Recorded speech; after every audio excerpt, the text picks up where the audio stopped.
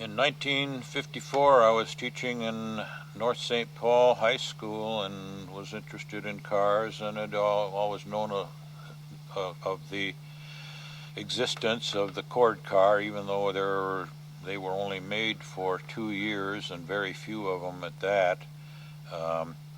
When I was, they came out in 1936, and I was about 10 years old at that time.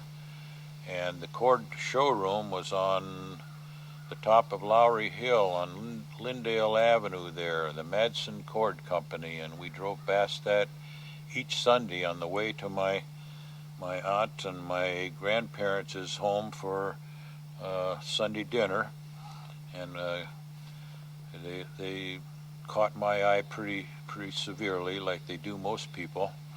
And when I was working at the North St. Paul High School, there was one advertised in the newspaper, and it looked like an attractive price, $300, and when I went to look at it, I could see why. It was barely runnable, but that doesn't mean it can't be made to run well and look well, so I bought it, and that was the beginning of a long siege of Cord cars. At the present time, I have 5 of them, and 4 of them are pretty nice, and one's not. And this one in this picture happens to be one of the earliest that they built. And the early ones they were building by hand, all handmade, without any tooling or dies or anything. They just they had some excellent craftsmanship in these cars, and they probably cost quite a bit to build, and of course likewise cost quite a bit to buy. The price on those cars when they first came out, the lowest price sedan would be one like this, was about $2,000, when you could buy a Chevrolet for $400 or $500 or something like that, brand new. But of course there was not much comparison in cars. There was that much difference in engineering and content and the performance of V8 engines, especially made for this car. The cars were capable of 100 miles per hour while they lasted. They did have a few pieces of bad engineering in them, and it's eventually what helped to kill the company, but it was more a fact of the management, that the ownership, that was a whole conglomerate of other things. This being one of the hand-built cars, and it's slightly different, and in some cases a little bit cruder along the louver section in the front than the ones they manufactured later with good tooling and everything. But the rest of the car and the panels and sheet metal work are very superbly done, and they were done in small pieces, the roof especially. They didn't have a die to punch a roof out in one piece, so they made it in several pieces, welded it together on the edges and leaded it all together, and you couldn't tell it. It looked good.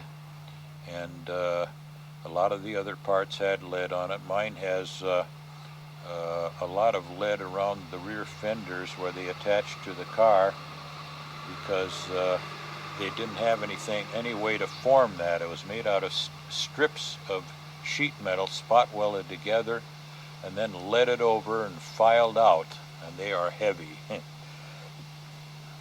I bought this in pieces, like you see here, and in fact the previous owner did more harm to it than good. If he'd have just left it alone, it would have been a lot better than it looks like here, but he didn't.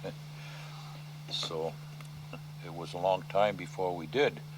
There were some differences in some of the cars, and when we finally determined what it was the cars that they had to make by hand. As you can see, this is the finished product of the previous photo that we looked at before here of the hand-built Cord, and it is quite an unusual car because there are so few of them still around. There are about 10 or 11 of those that are runnable now. We know of fragments of several more that have been scrapped or destroyed long ago, but the one I acquired is one of the nicest ones, original, hardly needed any metal work on it at all. It was very nice and straight. It had a lot of primer paint on it, and I noticed just before I was going to paint it that when I wet sanded it, I could see all kinds of fine cracks in the paint, the primer paint. So that made it necessary for me to take my body grinder and grind the paint off of the whole car all over and start over again, because you can't paint onto something like that. And to this day, the paint is excellent on that car. It looks fine. I did it in about 1970, and this last winter, a young man came over from Boston, and he was an expert on car detailing, and he brought his buffing machine, which was a foam rubber buffing thing, and some kind of a cleaner and whatever on there, and he polished that car up so it looked better than it ever did even when I had first finished the paint job on it. Just glistens.